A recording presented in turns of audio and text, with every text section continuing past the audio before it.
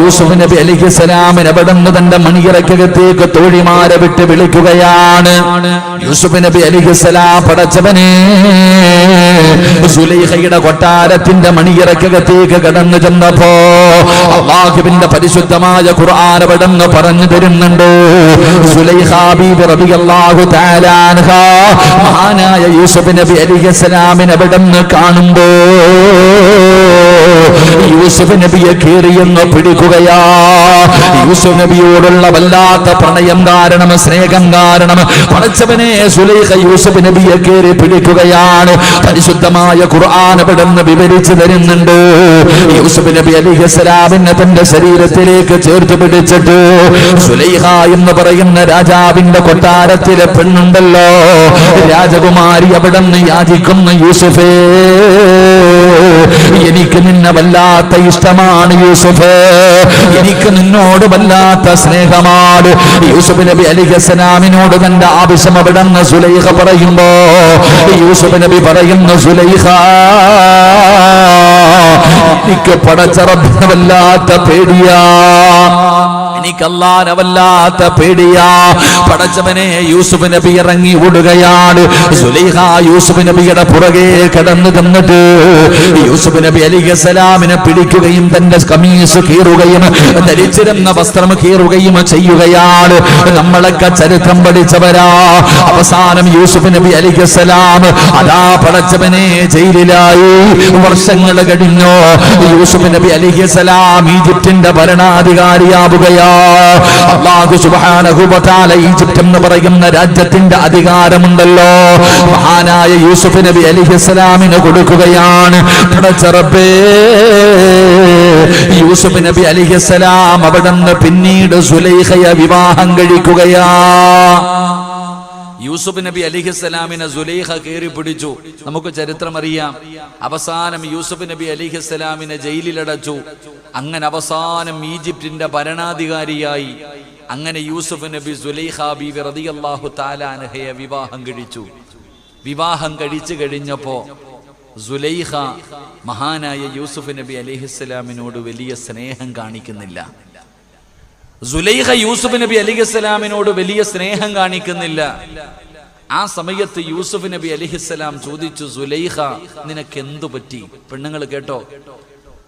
സുലൈഖ ബീവി റളിയല്ലാഹു തആല അൻഹയോട് യൂസുഫ് നബി അലൈഹിസ്സലാം ചോദിച്ചു, നിനക്ക് എന്തേ പറ്റിയേ? നിനക്ക് എന്താ എന്നോടൊരു സ്നേഹമില്ലാത്തത്? കാരണം അല്ലാഹു ഹറാമാക്കിയിരുന്ന സമയത്ത് എന്നോടുള്ള സ്നേഹം കാരണം നീ എന്നെ കേറി പിടിച്ചവളാ. അല്ലാഹു ഹറാമാക്കിയിരുന്ന സമയത്ത് എന്നോടുള്ള സ്നേഹം കാരണം നീ എന്നെ കേറി പിടിച്ചവളാ. എന്തേ സുലൈഖ, അല്ല ഇന്ന് ഹലാലാക്കി തന്നപ്പോ നീ എന്തേ എന്നോട് വലിയ മൈൻഡ് ചെയ്യാത്തത്? ഇന്ന് അല്ലാഹു എനിക്ക് എന്റെ ഭാര്യയാക്കി തന്നു, ഞാൻ നിന്നെ വിവാഹം കഴിച്ചു, ഇന്ന് നമുക്ക് എന്തു വേണമെങ്കിലും ചെയ്യാം, എന്തുകൊണ്ട് നീ എൻ്റെ അടുത്ത് സഹകരിക്കുന്നില്ല? ആ സമയത്ത് സുലൈഖ ബീവി റളിയല്ലാഹു തആല അൻഹ പറഞ്ഞ മറുപടി എന്തേ പറഞ്ഞതെന്നറിയുമോ? യൂസുഫേ, അന്ന് നിന്നെ കയറി പിടിക്കാനുള്ള കാരണം അന്ന് എൻ്റെ ഹൃദയം നിറയെ നീയായിരുന്നു. സുലൈഖ ബീവി റളിയല്ലാഹു തആല അൻഹ പറയുന്നു, അന്ന് നിന്നെ കയറി പിടിക്കാനുള്ള കാരണം എന്റെ ഹൃദയം നിറയെ നീയായിരുന്നു യൂസുഫെ, നിന്നോടായിരുന്നു എനിക്ക് സ്നേഹം. നീ എന്ന് പറഞ്ഞാൽ എനിക്ക് ജീവനായിരുന്നു. അതുകൊണ്ടാണ് ഞാൻ നിന്നെ അന്ന് കയറി പിടിച്ചേ. പക്ഷെ ഇന്ന് ഞാൻ നിന്നോട് സഹകരിക്കാത്തത് എൻ്റെ ഹൃദയം നിറയെ നീയല്ല, അല്ലാഹുവാ. എൻ്റെ ഹൃദയം നിറയുന്ന യൂസുഫെ നീയല്ല. ഇന്നെൻ്റെ ഹൃദയത്തിൻ്റെ ഉള്ളറകൾ മുഴുവനും എനിക്ക് പടച്ച റബ്ബിനോടാ എനിക്ക് പ്രണയം, എനിക്ക് അല്ലാഹുവിനോടാണ് പ്രണയം. ആ പ്രണയം അല്ലാഹുവിനോട് വന്നതുകൊണ്ടാണ് എനിക്ക് നിന്നോട് സഹകരിക്കാൻ കഴിയാത്തത് എന്ന് മഹദിയായ സുലൈഖ ബീവി റളിയല്ലാഹു തആല അൻഹ പറഞ്ഞു എന്ന് ചരിത്രം പറയുമ്പോൾ അതാണ് അല്ലാഹു ഹൃദയത്തിൻ്റെ അകത്ത് കയറിയ, അതാണ് അല്ലാഹു ഒരു മനുഷ്യന്റെ ഹൃദയത്തിന്റെ അകത്ത് കയറിയാൽ. എന്റെ പ്രിയപ്പെട്ടവരെ, അങ്ങനെയുള്ള ഒരു സ്നേഹമാണ് എനിക്കും നിങ്ങൾക്കും വേണ്ടത്. നമ്മളൊക്കെ അല്ലാഹുവിനെ സ്നേഹിക്കുന്നവരാണ്. അല്ല ഇരിക്കുന്നത് എവിടെയാണെന്ന് നിങ്ങൾക്കറിയുമോ?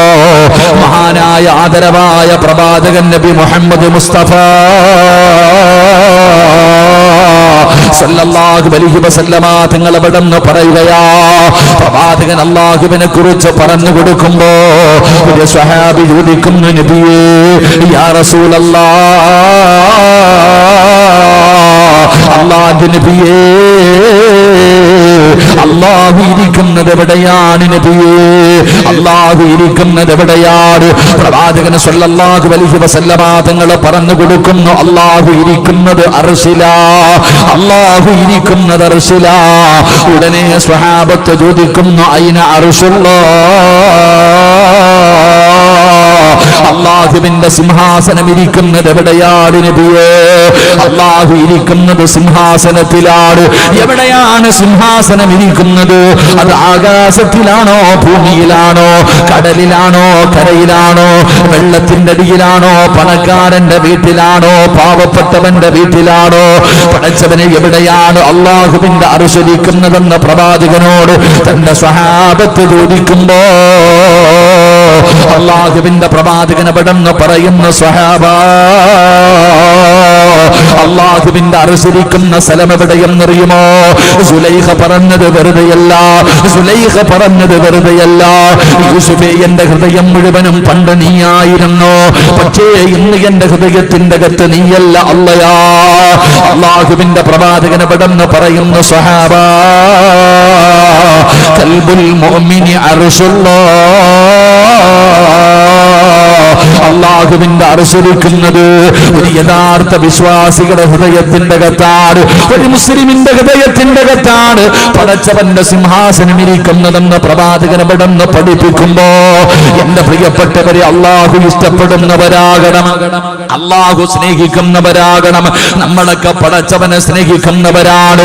അല്ലാഹുവിനോട് നമുക്ക് അല്പമെങ്കിലും സ്നേഹമുള്ളത് കൊണ്ടാണ് എല്ലാ തിരക്കുകളും മാറ്റിവെച്ചിട്ട് ഈ സമയത്ത് ഈ സദസ്സിൽ വന്നിരിക്കുന്നത്. ഇത് വലിയ മഹത്വമുള്ള സദസ്സാണ്.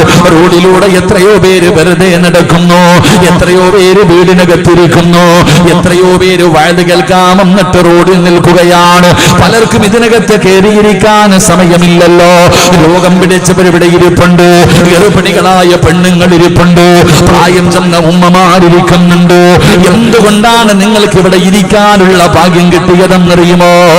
അല്ലാഹുവിന്റെ പ്രവാചകൻ എവിടെന്ന് പറഞ്ഞല്ലോ, ഈ ദുനിയാവിൽ രണ്ട് സ്വർഗമുണ്ട്, ഈ ദുനിയാവിൽ രണ്ട് സ്വർഗമുണ്ട്. അതിലെ ഒരു സ്വർഗം ഏതെന്നറിയുമോ? അങ്ങ് മദീനത്ത് അല്ലാഹുവിന്റെ പ്രവാചകന്റെ റൗളാ ശരീഫിന്റെ ചാരത്ത് അല്ലാഹുവേ, മാ ബൈന ഖബരി വ മിൻബരി റൗളത്തുൻ മിൻ റിയാദിൽ ജന്നാ. അല്ലാഹുവിന്റെ പ്രവാചകൻ എവിടെന്ന് പഠിപ്പിച്ചല്ലോ, മദീനത്ത് പടച്ചവനെ ജന്നത്ത് അല്ലാഹുവിന്റെ പ്രവാചകന്റെ റൗളയിലേക്ക് കടന്നു ചെല്ലുമ്പോ, അതാ പടച്ചവനെ മസ്ജിദുൻ നബവിയിൽ കടന്നു ചെല്ലുമ്പോ ഒന്ന് രണ്ട് റക്അത്ത് നമസ്കരിക്കാ, ഒന്ന് സുജൂദ് ചെയ്യാൻ ജനങ്ങളെ കാത്തു നിൽക്കുന്ന ദുനിയാവിലെ സ്വർഗമുണ്ടല്ലോ. ആ ദുനിയാവിലെ സ്വർഗത്തിൽ പോയി നിസ്കരിക്കണമെന്ന്, ദുആ ചെയ്യണമെന്ന്, സുജൂദ് ചെയ്യണമെന്ന് ഞാനും നിങ്ങളും ജീവിതത്തിൽ വല്ലാതെ ആഗ്രഹിക്കുന്നവരാ. അത് ദുനിയാവിലെ ഒരു സ്വർഗമാണ്. രണ്ടാമത്തെ സ്വർഗം ഏതെന്നറിയുമോ? അത് ഇൽമു പറയുന്ന മജ്ലിസാ, അത് ഇൽമു പറയുന്ന മജ്ലിസാ.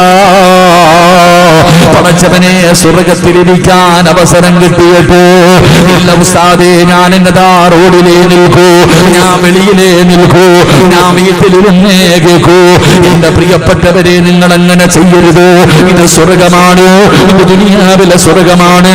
നിന്റെ ജീവിതത്തിലെ ഏറ്റവും വലിയ അഭിലാഷം എന്താ?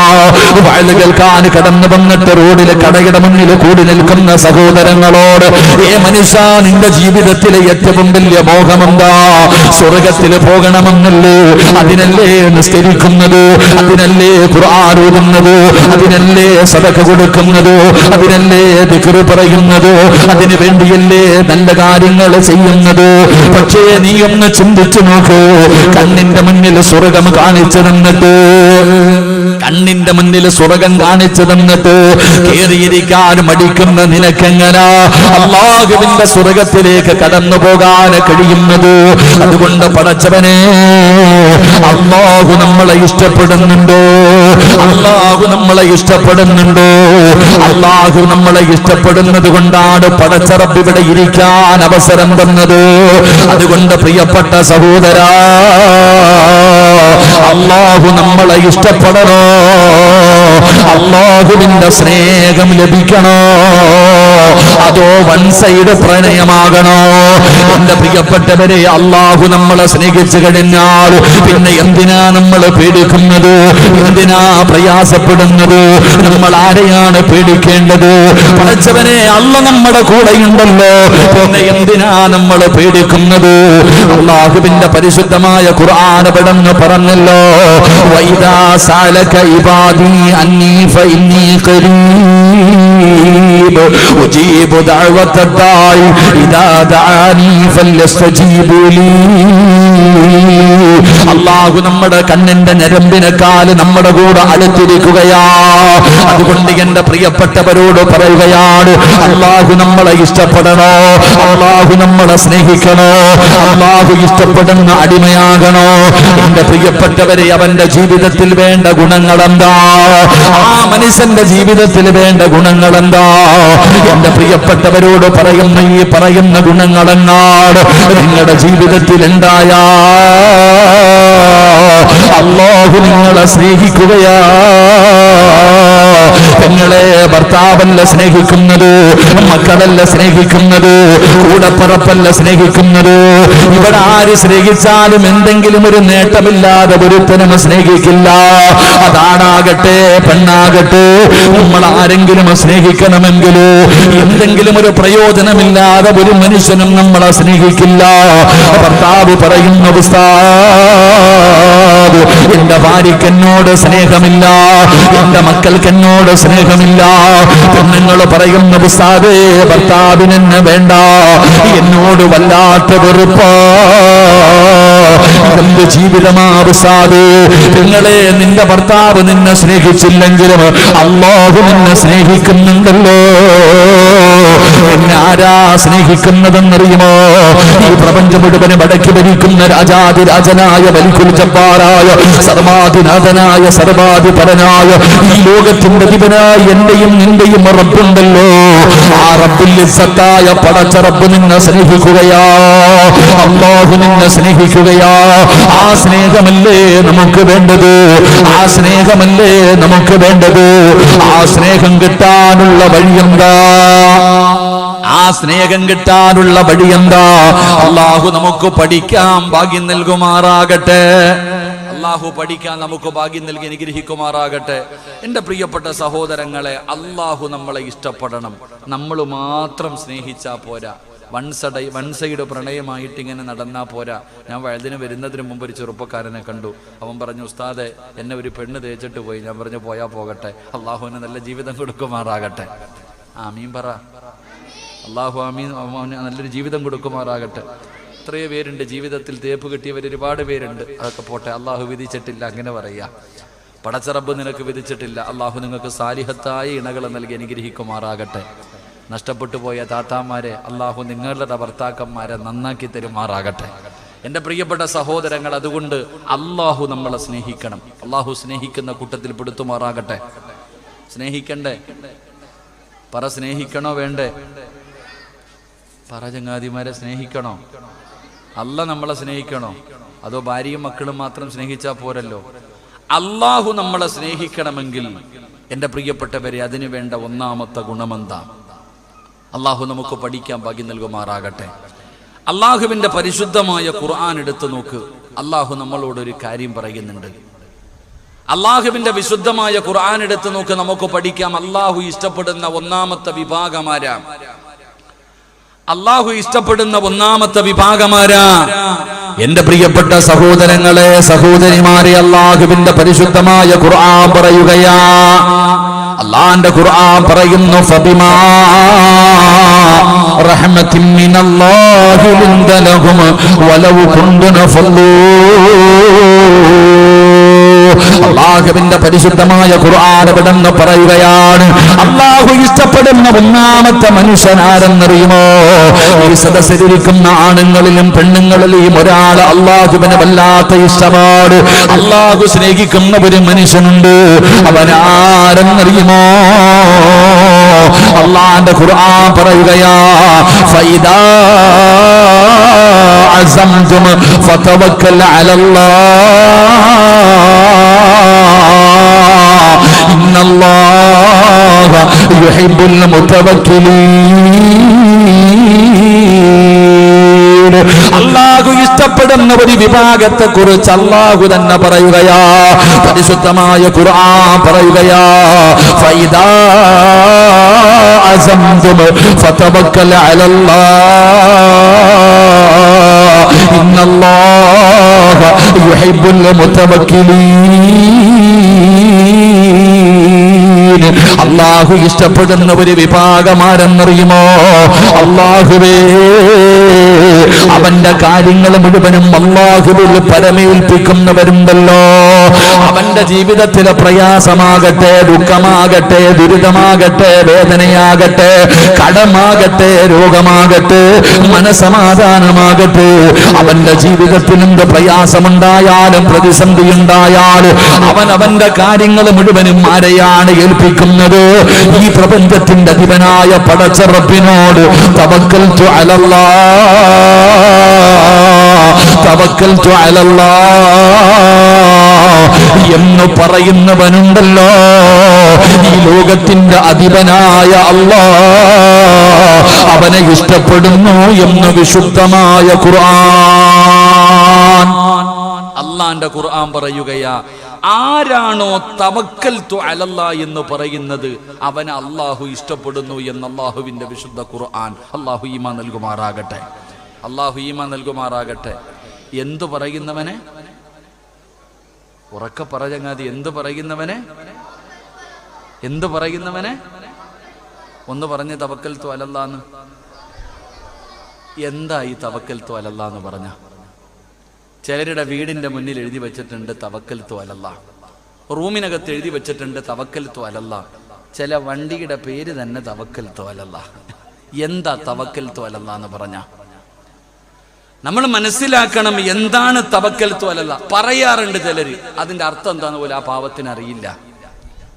എന്തിനാണ് തവക്കൽതു അലല്ലാഹ് എന്ന് പറയുന്നത്? ഇത് പറയുന്നത് കൊണ്ടുള്ള പ്രയോജനം എന്താ? ഇത് പറയാതിരുന്നാൽ ഉണ്ടാകുന്ന നഷ്ടം എന്താ? നമ്മൾ ആരും പഠിക്കാറില്ല, നമ്മൾ ആരും ഇത് മനസ്സിലാക്കാറില്ല. എന്റെ പ്രിയപ്പെട്ട സഹോദരങ്ങളെ, തവക്കൽതു അലല്ലാഹ് എന്ന് പറയണമെന്ന് പറഞ്ഞതാരാ? അള്ളയാ പറഞ്ഞേ. എടാ, നീ തവക്കൽതു അലല്ലാഹ് എന്ന് പറയണമെന്ന് പറഞ്ഞതാരാ? എന്റെ പ്രിയപ്പെട്ടവരെ, പള്ളിയിലെ ഉസ്താദന്മാര് പറഞ്ഞതല്ല. പിന്നെ ആരാ തവക്കൽതു അലല്ലാഹ് എന്ന് പറയണമെന്ന് പറഞ്ഞതെന്നറിയുമോ? ഈ ലോകത്തിന്റെ അധിപനായ പടച്ച റബ്ബാ, ഈ ലോകത്തിന്റെ അധിപനായ പടച്ച റബ്ബാ, നിങ്ങൾ ആരോടാണ് തവക്കൽതു അലല്ലാഹ് എന്ന് പറയേണ്ടത്? അല്ലാഹുവിന്റെ വിശുദ്ധമായ ഖുർആൻ പറയുകയാണ്, വതവക്കൽ അലൽ ഹയ്യില്ലദീ ലാ യമൂത് വസബ്ബിഹു ബിഹംദിഹി വകഫാ ബിഹി ബിദുനൂബി ഇബാദിഹി ഖബീറാ. നിങ്ങൾ ആരോടാണ് തവക്കൽതു അലല്ലാഹ് എന്ന് പറയേണ്ടത്? അല്ലാഹ് പറഞ്ഞു, നിങ്ങൾ പറയണേ, നിങ്ങൾ തവക്കൽതു അലല്ലാഹ് എന്ന് നിങ്ങളുടെ ജീവിതത്തിലെ സർവ്വകാര്യങ്ങളിൽ നിങ്ങൾ പറയണം.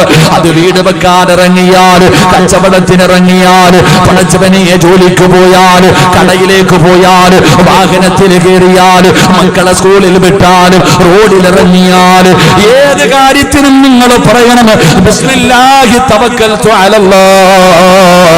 വീട്ടിലേക്ക് കയറുന്നതിന് മുമ്പ് പറയണം, വീട്ടിൽ നിന്ന് ഇറങ്ങുമ്പോ പറയണം, കിടന്നുറങ്ങുന്ന സമയത്ത് പറയണം. നിങ്ങളുടെ ജീവിതത്തിലെ സർവ്വകാര്യങ്ങളിലും നിങ്ങൾ തവക്കൽതു അലല്ലാഹ് പറയണം. ആരോടാണ് പറയേണ്ടതെന്നറിയുമോ? ഖുർആൻ പറയുകയാ, ആരോടാണ് പറയേണ്ടത്? വതവക്കൽ അലൽ ഹയ്യില്ലദീ ലാ യമൂത്. ഒരിക്കലും മരിക്കാത്ത റബ്ബിനോട്, ഒരിക്കലും മരണമില്ലാത്ത റബ്ബിനോട്. ഈ പ്രപഞ്ചത്തിലെ സർവ്വചരാചരങ്ങളും തകരുമല്ലോ. ഈ ലോകത്തുള്ള സർവ്വചരാചരങ്ങളും എത്ര വലിയ കൊലകൊമ്പനാണെങ്കിലും, ഏത് കൊട്ടാരത്തിന്റെ ഉള്ളറകളിൽ ഇരിക്കുന്നവനാണെങ്കിലും, ഈ പ്രപഞ്ചത്തിലുള്ള സർവ്വചരാചരങ്ങളും ഒരു ദിവസം നശിക്കുമല്ലോ. ഇതാ സുൽസിലത്തിൽ അർളു സിൽസാലഹാ വഅഖ്റജത്തിൽ അർളു അസ്ഖാലഹാ. ഖുർആൻ എവിടെന്ന് പറയുകയാ, എന്റെ പ്രിയപ്പെട്ടവരെ, സൂര്യൻ ഇങ്ങനെ താഴേക്ക് വീഴുകയാണ്, നക്ഷത്രങ്ങൾ മഴത്തുള്ളികൾ വീഴുന്നത് പോലെ തീമഴ പെയ്യുകയാണ്. പടച്ചവനെ ഈ പ്രപഞ്ചത്തിലെ സർവചരാചരങ്ങളും തകർന്ന് തരിപ്പണമാവുകയാ. അവസാനം ഈ ലോകത്ത് അവശേഷിക്കുന്നത് രണ്ടുപേര്.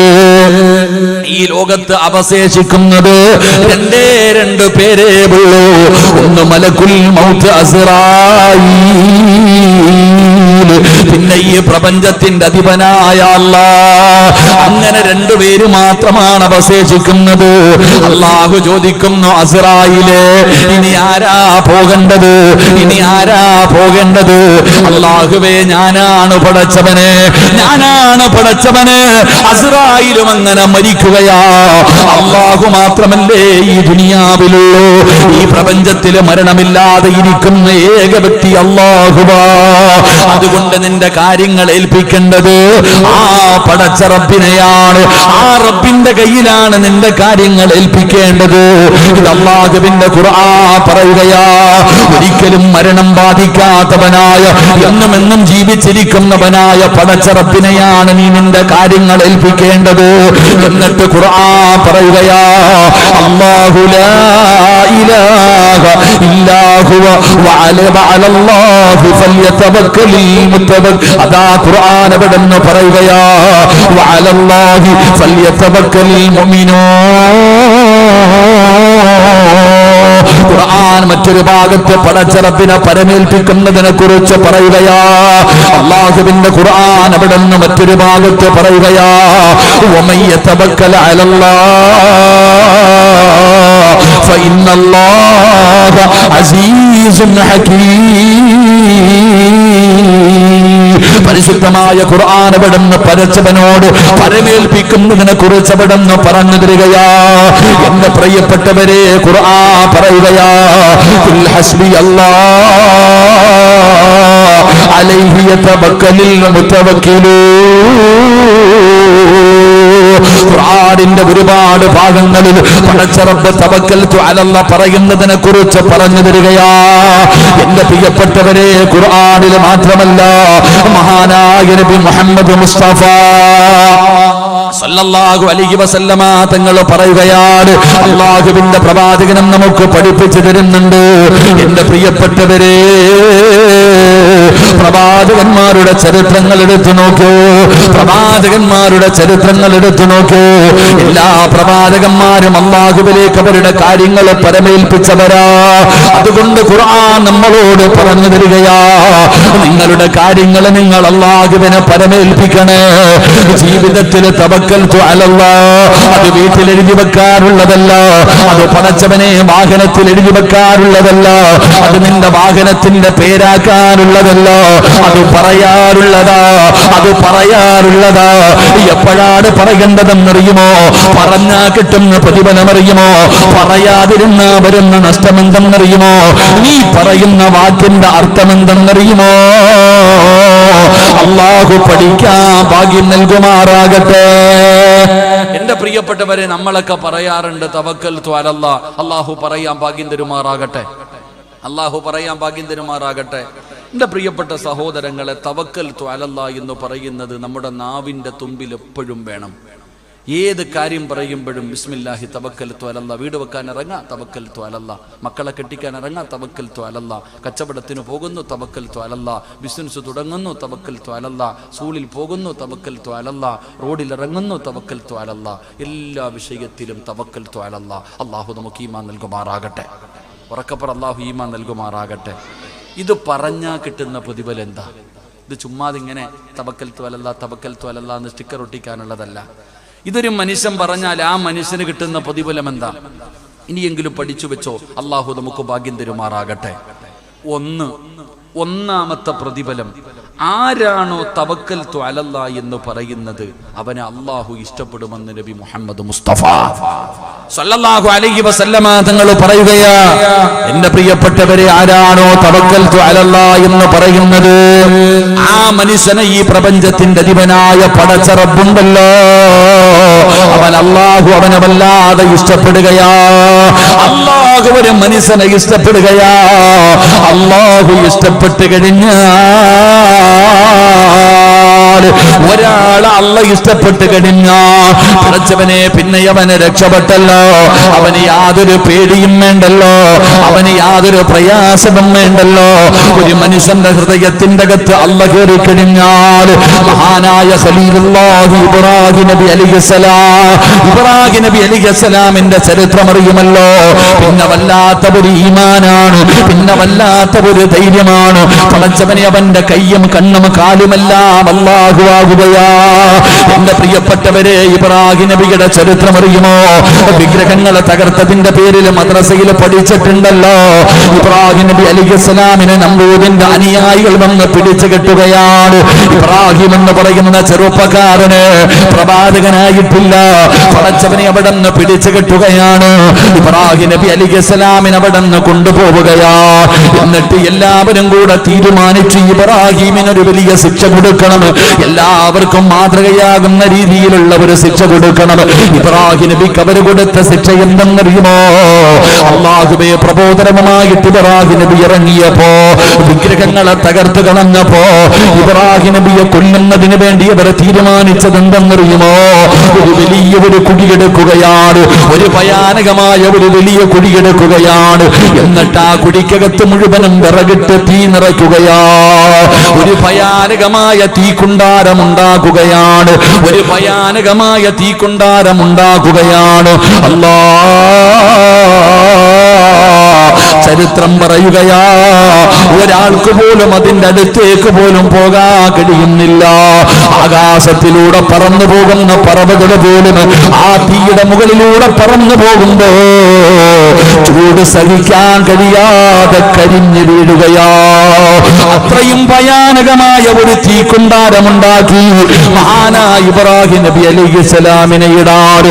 എന്നിട്ട് അതാ ഉയരമുള്ള ഒരു സ്ഥലത്ത് കയറ്റി നിർത്തിയിരിക്കുകയാണ്.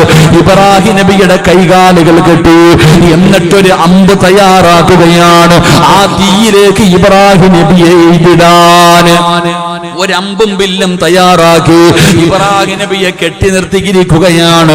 വലിച്ചിങ്ങനെ തീക്കുണ്ടാരത്തിലേക്ക് ഇടാൻ, അങ്ങനെ ഭയാനകമായ തീക്കുണ്ടാരത്തിലേക്ക് വലിച്ചെറിയുന്നതിന് വേണ്ടി ഇബ്രാഹിം നബിയെ റെഡിയാക്കി നിർത്തിയിരിക്കുകയാ. അപ്പോഴാണ് വരുന്നത് മുഖറബുൽ അംലാക്ക് മലക്ക് ജിബ്രീൽ അലൈഹിസ്സലാം കടന്നു വരികയാ. ജിബ്രീൽ എന്ന് പറയുന്ന മലക്ക് കടന്നു വരികയാ. മൂസ നബിയേ, ഒന്ന് അനുവാദം തരുമോ? ഞാൻ രക്ഷപ്പെടുത്താൻ നബിയേ, ഈ തീ ഞാൻ അണച്ചു കളയാൻ നബിയേ, ഞാൻ അങ്ങയെ സഹായിക്കട്ടെ. ആ സമയത്താണ് അല്ലാഹുവേ മൂസാ നബി പറയുന്ന, ജിബ്രീലേ, എനിക്ക് നിന്റെ സഹായം വേണ്ട, എനിക്ക് നിന്റെ സഹായം വേണ്ട. എന്നെ പടച്ച റബ്ബുണ്ടല്ലോ, എന്റെ നാഥനുണ്ടല്ലോ, ആ പടച്ച റബ്ബിനറിയാ എന്നെ രക്ഷപ്പെടുത്താൻ. എനിക്ക് നിന്റെ സഹായം വേണ്ട, എന്റെ കാര്യം നോക്കാൻ എന്റെ റബ്ബുണ്ടല്ലോ, ആ റബ്ബിനറിയാ എന്നെ രക്ഷപ്പെടുത്താ. പടച്ചവനെ, നമ്രൂദിന്റെ തീക്കുണ്ടാരത്തിലേക്ക് അതാ ഉല്ലാസ യാത്രയ്ക്ക് പോയ ഇബ്രാഹിം നബിയുടെ ചരിത്രം ഖുർആൻ പറയുകയാ. യാ നാറു കൂനി ബർദൻ വസലാമൻ അലാ ഇബ്രാഹിം. അതാ ഇബ്രാഹിം നബി എവിടെന്ന് പറഞ്ഞ വാക്കെന്തെന്നറിയുമോ? ഹസ്ബി അല്ലാഹ്, ഹസ്ബി അല്ലാഹ്. എന്റെ പ്രിയപ്പെട്ടവരെ, നമ്രൂദിന്റെ തീക്കുണ്ടാരത്തിലേക്ക് കടന്നുപോയി. പടച്ചവനെ, അതാ മാസങ്ങൾ കഴിഞ്ഞു. ഇബ്രാഹിം നബി അലൈഹിസ്സലാമിന്റെ ശരീരത്തിലെ ഒരു രോമം പോലും കരിയാതെ, ശരീരത്തിലെ ഒരു രോമം പോലും കരയാതെ ഇബ്രാഹിം നബി ആ തീക്കുണ്ടാരത്തിൽ നിന്ന് ദിവസങ്ങൾ കഴിഞ്ഞ്, ആഴ്ചകൾ കഴിഞ്ഞു, അതിനകത്ത് നിന്ന് എഴുന്നേറ്റ് വന്നു എന്ന് ചരിത്രം പറയുമ്പോ, അല്ലാഹു ഇഷ്ടപ്പെട്ട് കഴിഞ്ഞാൽ അങ്ങനെയാ. തവക്കൽതു അലല്ലാഹ് എന്ന് പറഞ്ഞാ പിന്നെ എങ്ങനാ? അല്ലാഹുവിനവനെ വല്ലാത്ത ഇഷ്ടമാ. എന്റെ പ്രിയപ്പെട്ട പെങ്ങളെ, ജീവിതത്തിൽ പ്രയാസം വരുമ്പോ, ജീവിതത്തിൽ ദുഃഖം വരുമ്പോ, കുത്തുവാക്കും പരിഹാസങ്ങളും അപവാദങ്ങളും ജീവിതത്തിൽ കേൾക്കുമ്പോ തകർന്നു പോകല്ലേ, പതറിപ്പോകല്ലേ. പഠിച്ചോ, ഹസ്ബുനല്ലാഹു നിഅമൽ വകീൽ നിഅമൽ മൗലാ വനിഅമൻ നസീർ. ഈ ദിക്ർ നിന്റെ ജീവിതത്തിൽ ഉപകാരപ്പെടുന്നതാ. ഈ ദിക്ർ നിങ്ങളുടെ ജീവിതത്തിൽ ഉപകാരപ്പെടുന്നതാ. സാമ്പത്തികമായി സർവ്വതും തകർന്നു, പടച്ചവനെ തൂങ്ങാനൊന്നു തോന്നുന്ന സമയമുണ്ടല്ലോ, ഈ ജീവിതം അങ്ങ് അവസാനിപ്പിക്കാൻ തോന്നുന്ന സമയമുണ്ടല്ലോ. ഒരുത്തനെ പ്രണയിച്ചിട്ട് അവസാനം തേച്ചിട്ട് പോകുമ്പോ ചാകാൻ തീരുമാനിക്കുന്ന പെണ്ണേ, ഭർത്താവ് തലാക്ക് ചൊല്ലിയിട്ട് പോകുമ്പോ ജീവിതം അവസാനിപ്പിക്കണമെന്ന് തോന്നുന്ന പെണ്ണേ, നാട്ടുകാരും കുടുംബക്കാരും നീ ചെയ്യാത്ത തെറ്റിന്റെ പേരില് നിന്നെ എല്ലാവരും വേദനിപ്പിക്കുമ്പോ ഈ ജീവിതം അവസാനിപ്പിക്കണമെന്ന് തോന്നുന്ന പെങ്ങള്, നാട്ടുകാർ മുഴുവനും പരിഹസിക്കുമ്പോ അപവാദങ്ങളും പരിഹാസങ്ങളും കേട്ട് കേട്ട് മടുത്ത് ജീവിതം അവസാനിപ്പിക്കാൻ തോന്നുമ്പോ വീടിനകത്ത് ഒതുപെടുത്തിട്ടും ഇരിക്കണം, വീടിനകത്ത് ഒതുപെടുത്തിട്ടും ഇരിക്കണം. എന്നിട്ട് 2 റക്അത്ത് നമസ്കരിക്കണം. എന്നിട്ട് ആ നിസ്കരിച്ച മുസല്ലയിൽ ഇരുന്നിട്ട് ഒരു 3 പ്രാവശ്യം പറയണം, ഹസ്ബുനല്ലാഹ് ഹസ്ബുനല്ലാഹ് ഹസ്ബുനല്ലാഹ്. ജീവിതത്തിൽ താങ്ങാൻ കഴിയാത്ത വേദന വരുമ്പോ മോനെ നിസ്കാരപ്പായിൽ ഇരുന്നിട്ട് നെഞ്ചത്ത് കൈവച്ചിട്ട് ഇങ്ങനെ പറയണം, ഹസ്ബുനല്ലാഹ് ഹസ്ബുനല്ലാഹ്. ഹൃദയം പൊട്ടുന്ന വേദനയുണ്ടായാൽ ആ ഹൃദയത്തിന്റെ മുകളിൽ കൈവച്ചിട്ട് പറയണം, ഹസ്ബുനല്ലാഹ്. എന്തേ പ്രതിഫലമെന്നറിയുമോ? ഇതാര് പറഞ്ഞതാണെന്നറിയുമോ? ഇബ്രാഹിം നബി നമ്രൂദിന്റെ തീക്കുണ്ടാരത്തിലേക്ക് പോകുമ്പോ പറഞ്ഞ ദിക്റാ. അല്ലാഹു സഹായിച്ചതവിടെയാ, അല്ലാഹു സഹായിച്ചതവിടെയാ. എന്റെ പ്രിയപ്പെട്ട പെങ്ങളെ, ആദരവായ പ്രവാചകൻ നബി മുഹമ്മദ് മുസ്തഫ സല്ലല്ലാഹു അലൈഹി വസല്ലമ തങ്ങളുടെ പ്രിയപ്പെട്ട ഭാര്യയാണ് മഹദി ആയിഷ. ആയിഷ ബീബി റളിയല്ലാഹു തആല അൻഹ. ആയിഷ ബീബിക്ക് നിന്നെ പോലെ 20, 25, 30, 35 വയസ്സില്ല. ആയിഷ ബീബി ചെറിയ പെണ്ണ. ആയിഷ ബീബി റളിയല്ലാഹു തആല അൻഹയെ കുറിച്ച് സൗബാൻ എന്ന് പറയുന്ന ബദരീങ്ങളിൽപ്പെട്ട സ്വഹാബിയാണ്. ആ സഹാബിയുമായിട്ട് ചേർത്ത് വെക്കുകയാണ്. സൗബാനും ആയിഷയും വ്യഭിചരിച്ചിരിക്കുകയാ. അല്ലാഹുവിന്റെ പ്രവാചകന്റെ ഭാര്യയെ പോലും അവിടെ നിന്ന് വെറുതെ വിട്ടില്ല. പിന്നെയല്ലേ പള്ളിക്കരയിലെ പെണ്ണ്, നിന്നെ കുറിച്ച് നാട്ടുകാർ പറയുമ്പോ തകർന്നു പോകരുത്. ആയിഷ ബീബി റളിയല്ലാഹു തആല അൻഹയും സൗബാൻ എന്ന് പറയുന്ന ചെറുപ്പക്കാരനെയും ചേർത്ത് വെച്ചിട്ട് വ്യഭിചാരത്തിന്റെ ആരോപണം നടത്തുകയാ. ഭർത്താവ് മാത്രമല്ല, വീട്ടുകാര് മാത്രമല്ല, നാട്ടുകാര് മാത്രമല്ല, പടച്ചവനെ ഒരു നാട് മുഴുവനും അവിടെ നിന്ന് പറയുകയാ. എവിടെ നോക്കിയാലും ആയിഷ ബീവിയെ കുറിച്ചാണ് ചർച്ച ചെയ്യുന്നത്. അല്ലാഹുവിന്റെ റസൂൽ അവിടെ നിന്ന് കേട്ട് മടുക്കുകയാ. പ്രവാചകൻ എവിടെ പോയാൽ ആയിഷ ബീവിയെ കുറിച്ച് പറയുന്നതാണ് കേൾക്കുന്നത്. റസൂലുള്ളാഹി തങ്ങളൊന്നും മിണ്ടിയില്ല. വീട്ടിലേക്ക് കടന്നു വന്നിട്ട് പറയുന്നു, ആയിഷ. വീടിനകത്ത് തകർന്ന് കരന്നുകൊണ്ടിരിക്കുന്ന ആയിഷ ബീവി റളിയല്ലാഹു തആല അൻഹയോട് അല്ലാഹുവിന്റെ റസൂൽ പറയുന്നു, ആയിഷ, കുറച്ചു ദിവസം നീ നിന്റെ വീട്ടിൽ പോയി നിൽക്ക്, നീ നിന്റെ വീട്ടിലേക്ക് പോയി നിൽക്ക്. പടച്ചവനെ, ആയിഷാനെ അള്ളാന്റെ റസൂൽ ഇറക്കി വിട്ടതല്ല, സംശയമുള്ളത് കൊണ്ടല്ല. നിനക്ക് സമാധാനം കിട്ടാ വീട്ടിൽ പോയിരിക്കൂ, അള്ളാഹു തീരുമാനമെടുക്കട്ടെ. പടച്ചവനെ, ആയിഷ ബീവിക്കെതിരായിരുന്ന തെളിവുകൾ മുഴുവനും ആയിഷയ്ക്ക് എതിരായിരുന്നു. എന്നാലും അള്ളാഹുവിന്റെ പ്രവാചകം പറഞ്ഞു, കുറച്ചു ദിവസം സമാധാനം കിട്ടാൻ നീ നിന്റെ വീട്ടിലേക്ക് പോ ആയിഷ. ആയിഷ ബീവി റളിയല്ലാഹു തആല അൻഹ നോക്കുമ്പോ തന്റെ പ്രിയപ്പെട്ട പിതാവ് മഹാനായ സയ്യിദുനാ അബൂബക്കർ സിദ്ദീഖ് സിദ്ദീഖ് റളിയല്ലാഹു തആല കടന്നു വരികയാ. വാപ്പാരെ കണ്ടപ്പോ ഓടിച്ചെന്ന് കെട്ടിപ്പിടിച്ച് കരയുന്നു. വാപ്പാ, ഞാൻ അല്ലാഹുവിന്റെ റസൂലിന്റെ ഭാര്യ, ഞാൻ മുത്തുനബിയുടെ ഭാര്യയാണ്. ഞാൻ വ്യഭിചരിക്കുമോ? ഞാൻ എങ്ങനെ വ്യഭിചരിക്കുമെന്ന് എന്റെ ഉപ്പയ്ക്ക് തോന്നുന്നുണ്ടോ? അബൂബക്കർ തങ്ങൾ മിണ്ടിയില്ല. വീട്ടിലേക്ക് ചെല്ലുമ്പോ 9.5 മാസക്കാലം ഗർഭം ചുമന്ന് മരണവേദനയുടെ വേദനയിൽ നിന്ന് പ്രസവിച്ച തന്റെ പ്രിയപ്പെട്ട ഉമ്മയുണ്ടല്ലോ, മക്കളുടെ കണ്ണ് നിറഞ്ഞ സഹിക്കാൻ കഴിയാത്ത ഉമ്മയുണ്ടല്ലോ. ആയിഷാ ബീവി ഓടിച്ചെന്നിട്ട് കയ്യിൽ പിടിച്ചിട്ട് പറയുന്ന ഉമ്മ, ഞാൻ നിരപരാധിയാ, ഞാൻ നിരപരാധിയാ, ഞാനങ്ങനെ ചെയ്തിട്ടില്ല ഉമ്മ.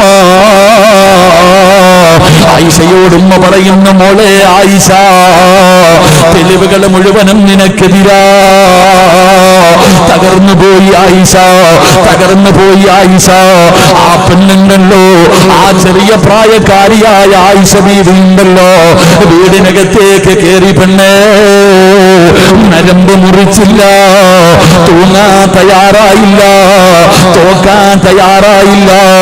ഒരു നാട് മുഴുവനും തന്നെ തെറ്റുകാരിയാണെന്ന് മുദ്ര കുത്തിയപ്പോ ആയിഷ എന്ന് പറയുന്ന ചെറിയ പ്രായമുള്ള പെൺകുട്ടിയുണ്ടല്ലോ, വീടിനകത്ത് കയറി റൂമിനകത്തിരിക്കാൻ തുടങ്ങി. പടച്ചവനെ, ദിവസങ്ങൾ കടന്നുപോയി. ഓരോ ദിവസവും സുബഹിയുടെ നിസ്കാരം കഴിയുമ്പോ ആയിഷ ബീവി വീടിന്റെ വാതിലിൽ ഇങ്ങനെ നോക്കുകയാ. അല്ലാഹുവിന്റെ റസൂല് വരുന്നുണ്ടോ? മുത്തുനബി വരുന്നുണ്ടോ? ആഴ്ചകളോളം കഴിയുകയാണ്. അവസാനം ഒരു ദിവസം നോക്കുമ്പോ സുബഹി നമസ്കാരം കഴിഞ്ഞ് അല്ലാഹുവിന്റെ പ്രവാചകൻ തന്റെ വീട്ടിലേക്ക് കടന്നു വരികയാ. ഇറങ്ങി ഓടുകയാ ആയിഷാ ബീബി റളിയല്ലാഹു തആല അൻഹ. അവിടുന്ന് ഇറങ്ങി ഓടുകയാണ്. പടച്ചവനെ, ഓടിച്ചെന്നിട്ട് മുത്തുനബിയുടെ കയ്യിൽ പിടിച്ചിട്ട് ആയിഷാ ബീബി റളിയല്ലാഹു തആല അൻഹ ചോദിക്കുന്നു, നബിയേ, യാ റസൂലല്ലാഹ്, അല്ലാഹുവിന്റെ പ്രവാചകരെ, ഖുർആനിൽ ആയത്തിറങ്ങിയോ നബിയേ? അള്ളാന്റെ പരിശുദ്ധമായ ഖുർആനിൽ ആയത്തിറങ്ങിയോ നബിയേ? ഞാൻ തെറ്റുകാരിയല്ലെന്ന് അല്ല പറഞ്ഞു, ഞാൻ നിരപരാധിയാണെന്ന് അല്ല പറഞ്ഞു. റസൂലുള്ള പറഞ്ഞു, ആയിഷ, ജിബ്രീൽ ഖുർആനിന്റെ ആയത്തുമായിട്ട് വന്നു. ആയിഷ കെട്ടിപ്പിടിക്കുകയാണ്, റസൂലുള്ളാഹിനെ കെട്ടിപ്പിടിച്ചിട്ട് ചുംബിക്കുകയാണ്. അല്ലാഹുവിന്റെ റസൂല് ചോദിച്ചു, ആയിഷ, എന്തേ ആയിഷ? അല്ലാഹുവിന്റെ പ്രവാചകനോട് ആയിഷ ബീവി പറയുകയാ, എനിക്കുറപ്പായിരുന്നു നബിയേ, ജിബ്രീൽ വരുമെന്ന്, ഖുർആനിന്റെ ആയത്തിറങ്ങുമെന്ന് എനിക്കുറപ്പായിരുന്നു നബിയേ. ആയിഷ ബീവി റളിയല്ലാഹു തആല അൻഹ ഇത്ര ഉറപ്പിച്ചു പറഞ്ഞപ്പോ റസൂലുള്ള ചോദിക്കുകയാ, എങ്ങനെയാ ജിബ്രീലിനെ വിളിച്ചിറക്കിയത്? 7 ആകാശവും കടന്ന് അല്ലാഹുവിന്റെ അടുക്കൽ നിന്ന് ഖുർആനിന്റെ ആയത്തുമായി പടച്ച റബ്ബിന്റെ സഹായം നീ എങ്ങനെയാ നേടിയത്? എങ്ങനെയാണ് നീ നേടിയത്? യാ റസൂലല്ലാഹ്, ആയിഷ ബീവി പറഞ്ഞു കൊടുക്കുകയാ. അല്ലാഹുവിന്റെ റസൂല് ചോദിക്കുകയാണ്, നീ എങ്ങനെയാണ് ഈ വീടിനകത്തിരുന്നത്? എങ്ങനെയാ മോളെ ആയിഷ നീ ഇങ്ങനെ ക്ഷമിച്ചത്? നിന്നെ കൊണ്ട് എങ്ങനെയാ ഇത് ക്ഷമിക്കാൻ കഴിയുന്നത്? എല്ലാവരും ഒറ്റപ്പെടുത്തിയപ്പോ എങ്ങനെയാണ് നീ പിടിച്ചു നിന്നത്?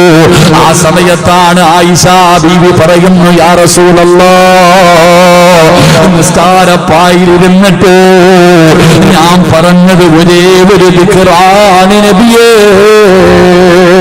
നെഞ്ചു പൊട്ടുമ്പോ, കണ്ണ് നിറയുമ്പോ, സഹിക്കാൻ കഴിയാതെ വരുമ്പോ, കണ്ണിലൂടെ കണ്ണുനീരൊഴുകുമ്പോ ഞാൻ പറഞ്ഞതെന്തെന്നറിയുമോ?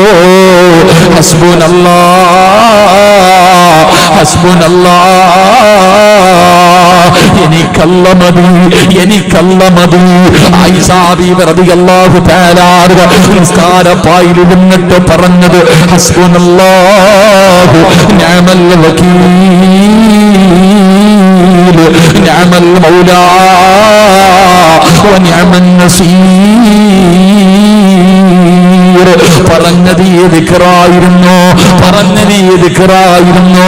അതുകൊണ്ട് പഠിച്ചു വെച്ചോ, ഒരാളുടെ ഹൃദയത്തിൽ അല്ല കയറി കഴിഞ്ഞാൽ, അല്ല ഒരാളെ ഇഷ്ടപ്പെട്ട് കഴിഞ്ഞാ, എന്റെ പ്രിയപ്പെട്ടവരെ, തവക്കൽതു അലല്ലാഹ് പറയുന്ന മനുഷ്യന് കിട്ടുന്ന ഒന്നാമത്തെ പ്രതിഫലം എന്തെന്നറിയുമോ? അവനെ അല്ലാഹു ഇഷ്ടപ്പെടുമെന്ന് അല്ലാഹുവിന്റെ വിശുദ്ധ ഖുർആൻ എവിടെന്ന് പറയുകയാ, അല്ലാഹുവിന്റെ ഖുർആൻ എവിടെന്ന് പറയുകയാ. അതുകൊണ്ട് തവക്കൽതു അലല്ലാഹ് എന്ന് പറഞ്ഞ അല്ലാഹു തരുന്ന ഒന്നാമത്തെ പ്രതിഫലം, അല്ല നിന്നെ ഇഷ്ടപ്പെടുന്നുണ്ട്, അല്ലാഹു നിന്നെ സ്നേഹിക്കുന്നുണ്ട്. രണ്ടാമത്തെ കാര്യം എന്തെന്നറിയുമോ? ومن يتوكل على الله فهو حسبه إن الله بالغ أمره قد جعل الله لكل شيء قدرا. പരിശുദ്ധമായ ഖുർആൻ പറയുകയാ, പടച്ച റബ്ബ് നിന്റെ കൂടെയുണ്ടല്ലോ. എന്തിനാ മനുഷ്യ നീ എന്തിനാ പേടിക്കുന്നത്? അല്ല നിന്റെ കൂടെയുണ്ടെങ്കിലോ എന്റെ പ്രിയപ്പെട്ടവരെ, നമ്മൾ എന്തിനാ ഭയപ്പെടുന്നത്? ഈ പ്രപഞ്ചത്തിന്റെ അധിപനായ പടച്ച റബ്ബുണ്ടല്ലോ, നമ്മുടെ കൂടെ ഉണ്ടെങ്കിലോ പടച്ചവനെ നമ്മൾ എന്തിനാ പേടിക്കുന്നത്? നമ്മൾക്ക് അധികാരമില്ല, നമ്മൾക്ക് ആൾബലമില്ല, പടച്ചവനെ നമുക്ക് ഒത്തൊരുമയില്ല, ഒന്നുമില്ലെങ്കിലും നീ എന്തിനാ പേടിക്കുന്നത്? അല്ല നിന്റെ കൂടെയുണ്ടല്ലോ. രണ്ടാമതായിട്ട് വേണ്ടത് തവക്കൽതു അലല്ലാഹ് എന്ന് ജീവിതത്തിൽ പറയുന്നവന്റെ കൂടെ അള്ളയുണ്ട്. അള്ളാഹു നമുക്ക് ഈമാൻ നൽകുമാറാകട്ടെ. ഉറക്കപ്പറ അല്ല ഈമാൻ നൽകുമാറാകട്ടെ. പൗരത്വ ബില്ല് വന്നാലും ഏക സിവിൽ കോഡ് വന്നാലും ഇവിടെ എന്തൊക്കെ വന്നാലും ആര് നമ്മുടെ കൂടെയുണ്ട്? അല്ല നമ്മുടെ കൂടെയുണ്ട്. അള്ളാഹു ഈമാൻ നൽകുമാറാകട്ടെ. ഉറക്കപ്പറ അല്ല ഈമാൻ നൽകുമാറാകട്ടെ. എല്ലാവരും വലിയ ടെൻഷനില്ല ഉസ്താദെ, നമ്മൾ എങ്ങോട്ട് പോകും ഉസ്താദെ? എങ്ങോട്ട് പോകും? വീട്ടിൽ പോകണം. കൂടിപ്പോ നമ്മൾ എന്തായാലും എങ്ങോട്ട് പോകാനുള്ളത്? ഇവര് പറയുന്നത് നമ്മൾ ഈ രാജ്യത്തിലുള്ളവരല്ല എന്ന. അള്ളാഹു ഈമാൻ നൽകുമാറാകട്ടെ. ശരിവാ, നമ്മുടെ വീട് ഇവിടാണോ? നമ്മുടെ വീട് ഇവിടാണോ? നിങ്ങളെന്താ വെടികൊണ്ടതുപോലെ ഇരിക്കണേ? നമ്മുടെ നാടിതാണോ? നമ്മുടെ തറവാടേതാ? നമ്മുടെ തറവാടേതാ? എന്താ വെടികൊണ്ടതുപോലെ ഇരിക്കണേ?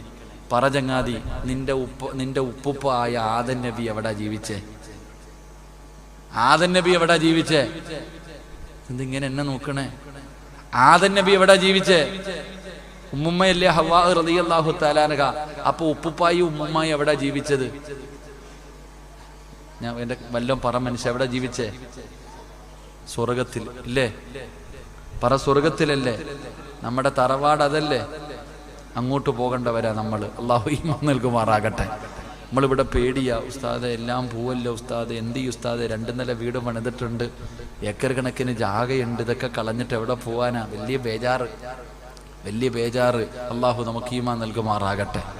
പേടിക്കണം നമ്മളെ പേടിപ്പിക്കും അള്ളാഹു തന്നെ ചോദിക്കുന്നുണ്ട്, അം ഹസിബതും അൻ തദ്ഖുലുൽ ജന്ന, സ്വർഗത്തിൽ വെറുതെ പോകാമെന്ന് നീ കരുതിയോ? അള്ളാഹു തന്നെ നമ്മളോട് ചോദിക്കുകയാ, എടാ സ്വർഗത്തിലേക്ക് വെറുതെ പോകാമെന്ന് നീ കരുതിയോ? ഇല്ലടാ. ഫലമ്മാ യഅതികും മസലുൽ ലദീന ഖലൗ മിൻ ഖബ്ലികും, അനുഭവിക്കണം നീ. എന്റെ പ്രിയപ്പെട്ടവരെ, ബിലാൽ റളിയല്ലാഹു തആല അൻഹുവിന്റെ ചരിത്രം പറയും.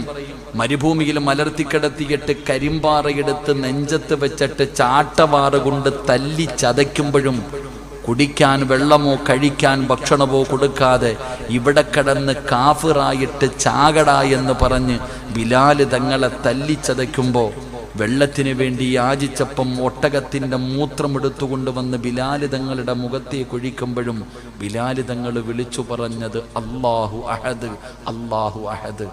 ഇത് പിരിക്കാൻ വേണ്ടി വെച്ചിരിക്കുന്ന ചരിത്രമല്ല. ഇത് ഉസ്താദന്മാര് പിരിക്കാൻ വേണ്ടി വെച്ചിരിക്കുന്ന ചരിത്രമല്ല. സുമയ്യ ബീവി റളിയല്ലാഹു തആല അൻഹയെ പടച്ചവനെ തന്റെ പ്രിയപ്പെട്ട ഭർത്താവിന്റെ കണ്ണിന്റെ മുന്നിൽ വെച്ചുകൊണ്ട് ഭർത്താവിന്റെ കയ്യും കാലും കെട്ടിയിട്ടിട്ട് തീ കൂട്ടിയിട്ട് കത്തിച്ചിട്ട് തലകീഴായി ജീവനോടെ തീക്കകത്ത് തലകീഴായി നിർത്തി തന്റെ ഭർത്താവിന്റെ ശരീരത്തിലൂടെ പച്ച ഇറച്ചി ഇങ്ങനെ കരിയുകയാ. തീ വെന്തിട്ട് തലയിലൂടെ രോമങ്ങളിലൂടെ ശരീരം മുഴുവനും തീ കൊണ്ടിട്ട് ഷവായി ഉണ്ടാക്കുന്നത് പോലെ അള്ളാഹുവേ പടച്ചവനെ സുമയ്യ ബീവിയുടെ ഭർത്താവിനെ ജീവനോടെ കത്തിക്കുമ്പോൾ അത് കണ്ട് സഹിക്കാൻ കഴിയാതെ ഓടിച്ചെന്ന് ഭർത്താവിനെ തീക്കുണ്ടാരത്തിൽ നിന്ന് വെളിയിലേക്ക് തല്ലിയിട്ട് ഭർത്താവിൻ്റെ ശരീരത്തിൽ മണലുവാരിയിട്ട് ഭർത്താവിൻ്റെ ശരീരത്തിലെ തീയണച്ച് തൻ്റെ ഭർത്താവ് മരണത്തോട് മല്ലടിക്കുമ്പോൾ ആസിയ സുമയ്യ ബീബി റളിയല്ലാഹു തആല അൻഹ മരണത്തോട് മല്ലടിക്കുന്ന ഭർത്താവിനോട് പറഞ്ഞുകൊടുത്തു, ഇവന്മാര് കൊന്നാലും അള്ളാനെ കൈവിടരുത്, ഇവന്മാര് നമ്മളെ കൊന്നാലും അല്ലാഹു അഹദ്, നമുക്ക് സ്വർഗമുണ്ട്, തോറ്റുകൊടുക്കരുത്. അബൂജഹൽ കടന്നു വന്നിട്ട് സുമയ്യ ബീവിയെ ചവിട്ടി തറയിലിട്ടു. തലയിൽ തൻ്റെ കഴുത്തിൻ്റെ ഭാഗത്ത് കാല് വെച്ചിട്ട് സുമയ്യ ബീവിയുടെ തല മണ്ണിനകത്തേക്ക് ചവിട്ടി താഴ്ത്തുമ്പോഴും സുമയ്യ വിളിച്ചു പറഞ്ഞു, അല്ലാഹു അഹദ്. എൻ്റെ പ്രിയപ്പെട്ടവരെ, ചരിത്രം പറയുകയാ, മലർത്തിക്കടത്തിയിട്ട് കുന്തമെടുത്തിട്ട് സുമയ്യ ബീവിയുടെ ഗുഹ്യ ഭാഗത്തേക്ക് കുത്തിയിറക്കിയിട്ട് പച്ചയിറച്ചി വലിച്ചെടുക്കുമ്പോഴും സുമയ്യ വിളിച്ചു പറഞ്ഞു, അല്ലാഹു അഹദ്. ഇത് പിരിക്കാനുള്ള ചരിത്രമല്ല, ഇത് കോരിത്തെരിപ്പിക്കാനുള്ള ചരിത്രമല്ല. എൻ്റെ പ്രിയപ്പെട്ട പെങ്ങളെ, അള്ളാഹുവിൻ്റെ ദീനിന് വേണ്ടി അവർ സഹിച്ച ത്യാഗങ്ങളാ. ഇതൊക്കെയാണ് ഇവര് കിടക്കുന്ന സ്വർഗമാ. ഈ കല്ലിങ്കാലുകാരായ നിങ്ങളും അള്ളാഹിനോട് ചോദിക്കണത്. അവര് പോണ സ്വർഗത്തിലാ നമ്മളും പോകണ്ടേ? നമുക്കെന്ത്? മക്കയിൽ നിന്നും മദീനയിലേക്ക് ഹിജറ പോകുമ്പോൾ മക്കയിൽ നിന്ന് പീഡനം സഹിക്കാൻ കഴിയാതെ സഹാബികൾ മദീനത്തേക്ക് ഹിജറ പോയപ്പോ മക്കക്കാര് പറഞ്ഞുടാ, ഈ നാട്ടിൽ നിന്ന് ഉണ്ടാക്കിയത് മുഴുവനും ഇവിടെ ഇട്ടിരിക്കുന്ന വസ്ത്രത്തോടെ നീയോ അള്ളായും പൊക്കോളാൻ. എന്തേ പറഞ്ഞേ? എടാ, ഈ നാട്ടിൽ ഉണ്ടാക്കിയ നിന്റെ സമ്പാദ്യം മുഴുവനും ഇവിടെ ഇട്ടിട്ട് നീയും മുഹമ്മദും നിന്റെ മതവും പൊക്കോടാ എന്ന് പറഞ്ഞപ്പോ നിന്റെ ഒന്നും എനിക്ക് വേണ്ടടാന്ന് പറഞ്ഞ് കളഞ്ഞിട്ട് ഉടുതുണിയും വെച്ചുകൊണ്ട് മദീനത്ത് പോയവരാ സഹാബത്ത്. നമ്മളോട് പറയുന്നു വീട് പോകും പറമ്പ് പോകുമെന്ന് പറയുമ്പോഴേ നമ്മൾ വിറയ്ക്കാൻ തുടങ്ങി, നമ്മൾ പേടിക്കാൻ തുടങ്ങി. സഹോദര, ചിന്തിക്ക്, നമ്മൾ ഇവിടെ നിന്ന് പോകേണ്ടവരാ. നമ്മൾ ഇവരൊക്കെ ഇങ്ങനെയൊക്കെ ചെയ്യും എങ്കിലെങ്കിലും ഇത് നേരെ ആവത്തുള്ളൂ. റസൂലുള്ളാഹി സ്വല്ലല്ലാഹു അലൈഹി വസല്ലമ തങ്ങൾ പറഞ്ഞ ഹദീസ് നേരെയാകണമെങ്കിൽ അത് കള്ളമാകത്തില്ലല്ലോ. അപ്പൊ അതിന്റെ തുടക്കമാണ് ഇവിടെ കണ്ടുകൊണ്ടിരിക്കുന്നത്. വിരട്ടലുകൾ 4 ഭാഗത്ത് നിന്നും നടക്കും. 4 ഭാഗങ്ങളിൽ നിന്നും കൊല്ലും, കരിക്കും, വെട്ടും എന്നൊക്കെ പറഞ്ഞ് പലരും വരും.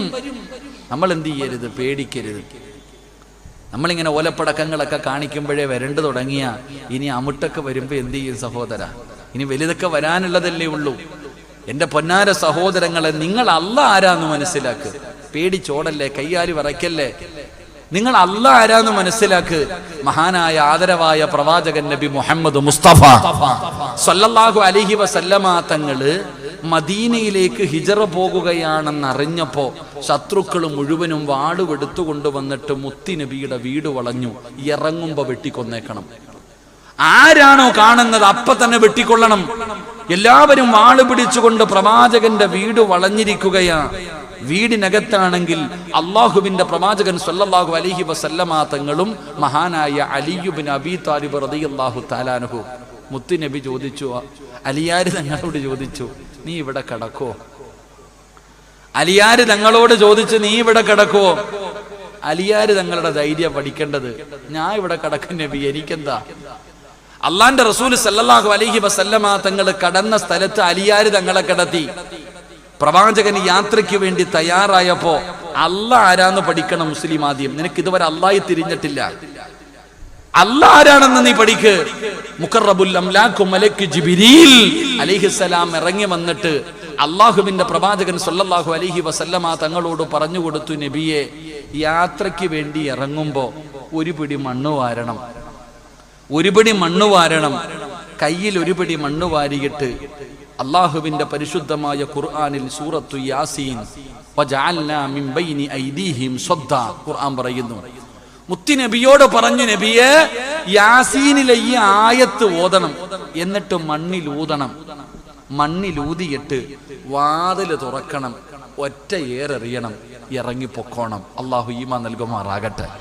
നബി സല്ലല്ലാഹു അലൈഹി വസല്ലമ തങ്ങൾ അലിയാര് തങ്ങളെ പിടിച്ച് കിടത്തിയിട്ട് ജിബ്രീൽ AK-47 അല്ല കൊണ്ടു കൊടുത്തത്. ആദ്യം മനസ്സിലാക്കട പൊട്ട. അപ്പോൾ മനസ്സിലാക്കേണ്ടത് ബോംബും അമുട്ടും തോക്കും ഒന്നുമല്ല കൊടുത്തേ. ഒരു പിടി മണ്ണ് വാരാൻ പറഞ്ഞു. അതിനകത്ത് എന്താ ഉള്ളേ?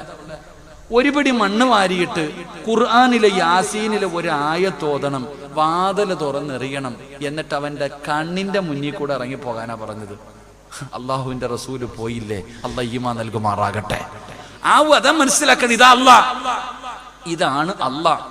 നബി സല്ലല്ലാഹു അലൈഹി വസല്ലമ തങ്ങൾ അവരുടെ കണ്ണിന്റെ മുന്നിലൂടെ ഇറങ്ങിപ്പോയി. അബൂബക്കർ സിദ്ദീഖ് തങ്ങൾ വാഹനവുമായിട്ട് കാത്തു നിൽക്കുകയാ. അവസാനം റസൂലുള്ള ചോദിച്ചു, അബൂബക്കർ നീ എന്റെ കൂടെ വരുന്നുണ്ടോ? ഞാൻ റെഡിയാ നബി, എല്ലാം റെഡിയാക്കി നിൽക്കുക. വരുന്നുണ്ടോ? ചാടി കൂടെ കയറി. രണ്ടുപേരും കൂടെ പോകുന്ന വഴിയിലാണ് ശത്രുക്കൾ അറിഞ്ഞ് ഓടാൻ തുടങ്ങി. നാലാ ഭാഗങ്ങളിലും കണ്ട കൊല്ലാൻ ഓർഡറിട്ടു. ജനങ്ങൾ മുഴുവനും ഓടുകയാ. നബി സല്ലല്ലാഹു അലൈഹി വസല്ലമ തങ്ങളും അബൂബക്കർ സിദ്ദീഖ് റളിയല്ലാഹു തആല അൻഹു രണ്ടുപേരും കൂടെ ഗുഹയ്ക്കകത്തിരിക്കുമ്പോ, എന്റെ പ്രിയപ്പെട്ട സഹോദരങ്ങളെ, സൗറ ഗുഹയ്ക്കകത്തിരിക്കുന്ന അബൂബക്കർ സിദ്ദീഖ് റളിയല്ലാഹു തആല അൻഹു വിറയ്ക്കാൻ തുടങ്ങി. കയ്യും കാലും പേടിച്ചിട്ട് വിറയ്ക്കുന്നു. റസൂലുള്ളാഹി തങ്ങൾ ചോദിച്ചു, എന്തേ അബൂബക്കറെ വിറയ്ക്കണേ? നബിയേ, ഗുഹയുടെ മുകളിൽ ശത്രുക്കൾ എത്തിക്കഴിഞ്ഞു. അവന്റെ കയ്യിലിരിക്കുന്ന വാളിന്റെ വെളിച്ചം എന്താ ഇതിനകത്ത് അടിക്കുക. എന്റെ കയ്യിലിരിക്കുന്ന വാളിന്റെ വെളിച്ചം ഈ ഗുഹയ്ക്കകത്ത് അടിക്കുന്നുണ്ട്. അവനൊന്ന് താഴേക്ക് നോക്കിയാ നമ്മളെ പിടിക്കും. ആ സമയത്താണ് അല്ലാഹുവിന്റെ പ്രവാചകം പറയുന്നു, ഇദ്ഹുമാ ഫിൽ ഗാർ ഇദ് യഖൂലു ലിസാഹിബിഹി ലാ തഹ്സൻ ഇന്നല്ലാഹ മഅനാ. ഇത് ഖുർആൻ പറഞ്ഞതാ, ഇത് അല്ലാഹുവിന്റെ ഖുർആൻ പറഞ്ഞതാ. അല്ലാഹുവിന്റെ പ്രവാചകം പറയുന്നു, അബൂബക്കറെ, അല്ല നമ്മുടെ കൂടെ ഇല്ലേ അബൂബക്കറെ? നമ്മൾ രണ്ടുപേരും മാത്രമല്ലല്ലോ, മൂന്നാമനായിട്ട് അല്ലാഹു ഉണ്ടല്ലോ. അതാ പ്രവാചകൻ അവിടെ നിന്ന് പറയുകയാണ്, അല്ല നമ്മുടെ കൂടെ ഉണ്ടല്ലോ അബൂബക്കറെ, പിന്നെ എന്തിനാ നമ്മൾ പേടിക്കുന്നത്? ആ മുകളിൽ നിൽക്കുന്നവൻ തന്റെ കാലില് നോക്കണമെങ്കിൽ അവൻ തീരുമാനിച്ചാ പോരാ. റസൂലുള്ളാഹി തങ്ങൾ പറഞ്ഞു കൊടുക്ക, അല്ല നമ്മുടെ കൂടെയുണ്ട്, പിന്നെ എന്തിനാ പേടിക്കണേ? അവന്റെ കാലി നോക്കണമെങ്കിൽ അവൻ തീരുമാനിച്ചപ്പോൾ അല്ല തീരുമാനിക്കണം. അല്ല നമ്മുടെ കൂടെയുണ്ടല്ലോ. ലാ തഹ്സൻ ഇന്നല്ലാഹ മഅന. അല്ലാഹു നമുക്ക് ഈമാൻ നൽകുമാറാകട്ടെ. അതുകൊണ്ട് സഹോദര, മുസ്ലിമാണോ, ഈമാനുണ്ടോ, അല്ലാഹയെ വിശ്വാസമുണ്ടോ, അല്ല മതി നിനക്ക്. അല്ല നിന്റെ കൂടെയുണ്ട്.